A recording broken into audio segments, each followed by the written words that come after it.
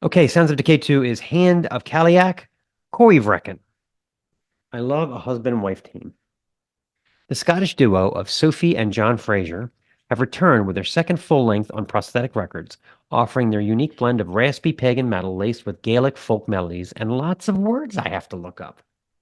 The name of the album is Corey, I assume for the Strait of Corey, a tract of land between Scottish islands Ura and Scarba.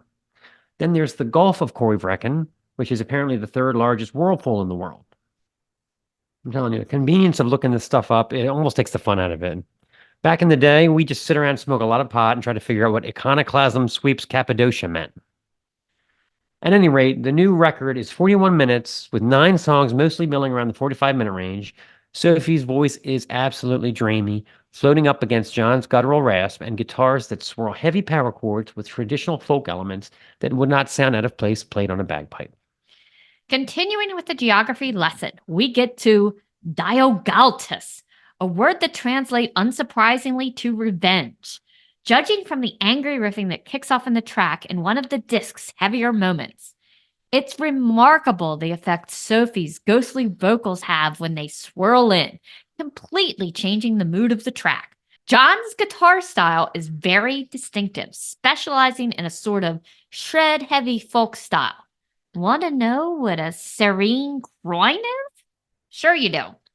It's a large sea monster in Scottish folklore, according to Wikipedia.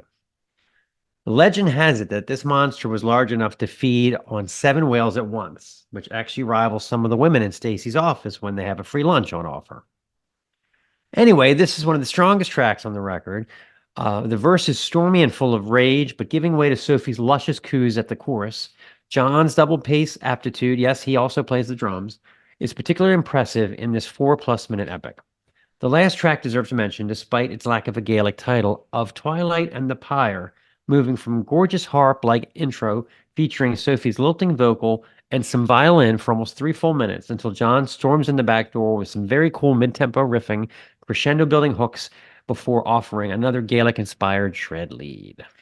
Very satisfying, sophisticated, and full of instrumentation you would normally associate with death or black metal. Fans of Thy Catafalque or Amorphous could do a lot worse than checking out Corey Vecchian. Did you say? This is Of Twilight and the Pyre.